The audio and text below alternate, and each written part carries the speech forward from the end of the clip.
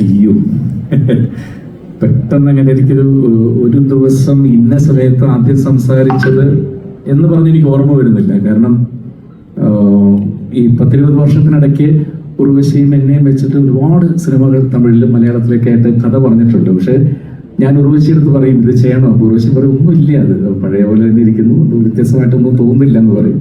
രണ്ടാമതൊന്ന് ചെയ്യുകയാണെങ്കിൽ അതിനകത്ത് എന്തെങ്കിലും ഒരു സ്പാർക്ക് വേണം എന്ന് ഞങ്ങൾക്ക് രണ്ടുപേർക്കും ഇതുണ്ടായിരുന്നു. അങ്ങനെയാണ് ഇതിലേക്ക് എത്തിപ്പെട്ടത്. തുടക്കം തൊട്ട് എല്ലാം പഴയ കാര്യങ്ങൾ തന്നെ ഓരോന്നോരോന്ന് പറഞ്ഞ് ഞങ്ങൾ ചിരിക്കും. അപ്പോൾ ഇദ്ദേഹം കൂടെ എന്താ കാര്യം ചോദിക്കും.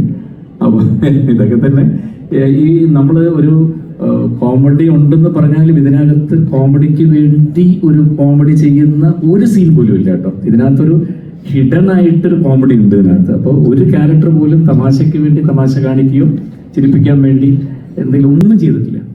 വളരെ സൈലന്റ് ആയിട്ട് ഒരു റിയാക്ഷൻ, ആ റിയാക്ഷനിൽ തിയേറ്ററിൽ അത് ചിരി കിട്ടിയാൽ അത് സക്സസ്ഫുൾ ആയിരിക്കും എന്നാണ് എനിക്ക് തോന്നിയിട്ടുള്ളത്.